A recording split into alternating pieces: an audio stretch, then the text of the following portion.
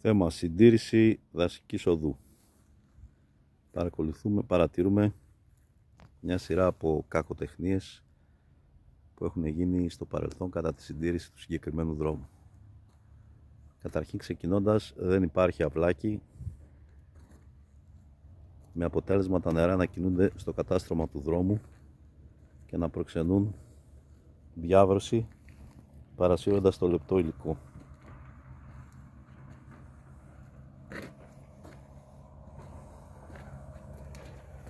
Εδώ βλέπουμε τις συνέπειες της διάβρωσης. Με τα χρόνια αυτό εδώ πέρα που έχει βάθος τώρα 50 πόντους, 60, θα αυξηθεί σε πλάτος και σε βάθος και θα δημιουργήσει ακόμα μεγαλύτερο πρόβλημα.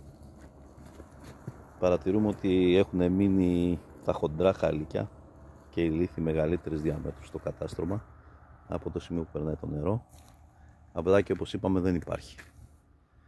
Δεξιά από τα γκρέιντερ που περνάνε κατά διαστήματα και νομίζουν ότι ισοπεδώνουν και συντηρούν το δρόμο, έχει δημιουργηθεί αυτό το στιθαίο ανάχωμα ή σειράδιο, το οποίο στην ουσία εγκιβωτίζει το δρόμο και μετατρέπει το κατάστρωμα σε ένα ωραίο ρέμα. Να μην πούμε χήμαρο.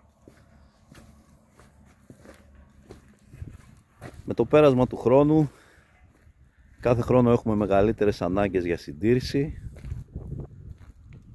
και φυσικά προβλήματα βατότητας, τα οποία σε δύσκολες χρονιές ή σε ένα περιστατικό έντονης κακοκαιρίας, έντονης βροχόπτωσης, μπορεί να καταστρέψουν εντελώς το κατάστρωμα του δρόμου και να καταστήσουν αδύνατη την κυκλοφορία των οχημάτων. Παντελώς. Εδώ μάλιστα κάποτε κάποιος είχε και τη φαϊνή ιδέα να ρίξει και χαλίκια. Φαίνονται ότι έχουν διαφορετική σύσταση και χρωματισμό από το υλικό φυσικού εδάφους. Εδώ βλέπουμε το χρώμα διαφέρει, χωρίς βέβαια να πετύχει τίποτα πέρα από το να πετάξει τα λεφτά του. Για ένα χρόνο, δύο μπορεί να συντηρήθηκε ο δρόμος, αλλά μετά να συντηρήθηκε η βατότητα, δηλαδή να διατηρήθηκε, να βελτιώθηκε, αλλά μετά ξανά το ίδιο. Το ξαναπέρασε ένα γκρέιντερ μετά, πέταξε τα χαλίκια εδώ στην άκρη που βλέπουμε το ανάχωμα, ισοπαίδωσε το κατάστρωμα με το μυαλό του και σηκώθηκε και έφυγε. Και ξανά τα ίδια και ξανά τα ίδια. Η λύση βεβαίως εδώ τώρα απαιτείται βαριά συντήρηση. Είναι προγραμματισμένο να γίνει στα πλαίσια ενός έργου. Θα πρέπει να ανοιχτεί αυλάκι καταρχήν για να πάρει τα νερά, να προβλεφθούν έξοδοι των νερών ανά 150 μέτρα περίπου, λόγω της κλίσης που εδώ είναι γύρω στο 8%, μπορεί και λίγο παραπάνω, εκεί γύρω στο 10%. Πρέπει να πεταχτεί το σειράδιο ή με διάστρωση στο δρόμο. Το καλύτερο είναι με διάστρωση στο δρόμο για να αποκατασταθεί εδώ στην άκρη η κατάσταση και να μπορούν να φύγουν τα νερά της βροχής προς τα κατάντη. Όσα δεν πάνε στο αυλάκι να μπορούν να φύγουν προς τα κατάντη. Ο στόχος είναι πάντα να μην κινούνται τα νερά στο κατάστρωμα του δρόμου.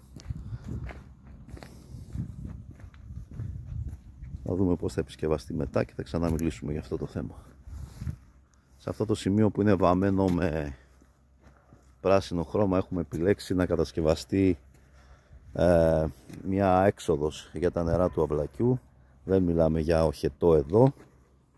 Δεν έχουμε αυτή την πολυτέλεια να κατασκευάζουμε οχετούς συνεχώς. Θα κατασκευαστεί μια έξοδος με διαμόρφωση του καταστρώματος του δρόμου, ούτως ώστε τα νερά να βγουν στα κατάντη.